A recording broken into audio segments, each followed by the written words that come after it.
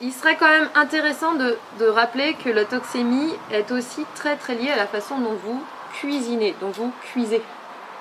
Hein, quand on voit dans 3/4 des maisons chez des gens qui achètent bio des micro-ondes, c'est que je me dis qu'il y a quelque chose qui n'est pas complètement compris. On ne peut pas cuisiner avec des ondes. C'est pas possible. Mangez cru hein, si vous n'avez rien d'autre chez vous, mais ne mangez pas quelque chose qui est explosé.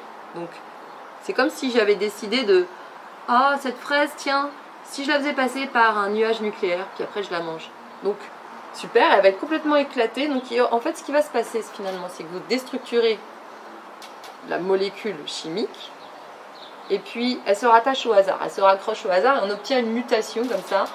Là, c'est votre nouvelle fraise. Non, il faut que je la fasse très moche. Et après, vous essayez de manger ça, mais votre corps, il sait plus ce que c'est. Voilà, c'est passé par un micro-ondes et bon courage, le corps va se retrouver en face d'une information inconnue. Donc, grosse vigilance. Sur le micro-ondes, on a eu des études qui ont été faites. 150 rats, les pauvres rats. Hein. 50 rats tout crus, 50 rats ont mangé cocotte minute, des produits cuits à la cocotte, et 50 rats ont mangé les produits cuits au micro-ondes, et on a inoculé des cellules cancéreuses à ces 150 rats. Alors, eh bien, ils sont tous morts, ceux qui mangeaient au micro-ondes. Ceux qui mangeaient à cocotte minute, c'est à peu près la moitié qui a vécu. Donc là, ça nous donne un petit peu, ça nous fait une bonne introduction à la suite, c'est pour vous dire qu'il y a aussi quelque chose à voir sur le juste rapport entre cuisson et cru. Et tous ceux qui ont mangé cru ont survécu. C'est assez fou comme étude. Est-ce que le retour au cru n'est pas une piste? Alors, manger tout cru, c'est pas pour tout le monde, hein, je vous le dis tout de suite. En tout cas, revenir à des cuissons douces. Alors, Seignelay disait en dessous de 110 degrés. Les crudivores, on va les appeler comme ça, mangent tout cru.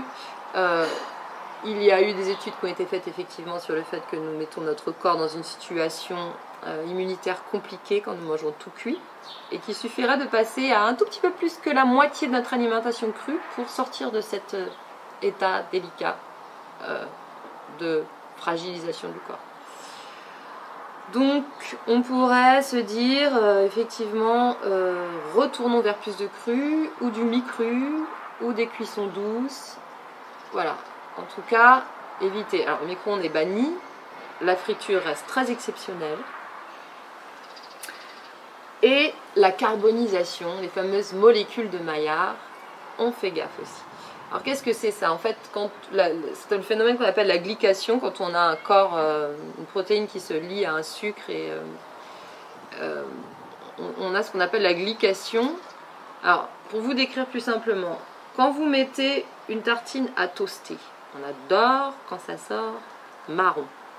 Ce qui l'a rendu marron, c'est les fameuses molécules de Maillard. Et encore une fois, c'est une transformation que le corps va mal supporter. Alors encore une fois, sniff, ce que je préfère, c'est pas ce qui est le meilleur pour moi. Là, il va falloir faire la part des choses à un moment donné et aussi rééduquer ce qu'on préfère. Parce que si on commence à consommer toujours de cette manière-là, ben, on va en fait épuiser le corps petit à petit, mais complètement sans s'en rendre compte. Parce qu'il n'y a pas forcément des symptômes liés à ça. Hein. Donc ce sont des cellules cancérigènes. Pardon, pas des cellules. Je ne trouve pas le mot. Des composés chimiques qui se créent, qui sont cancérigènes. On peut dire ça comme ça.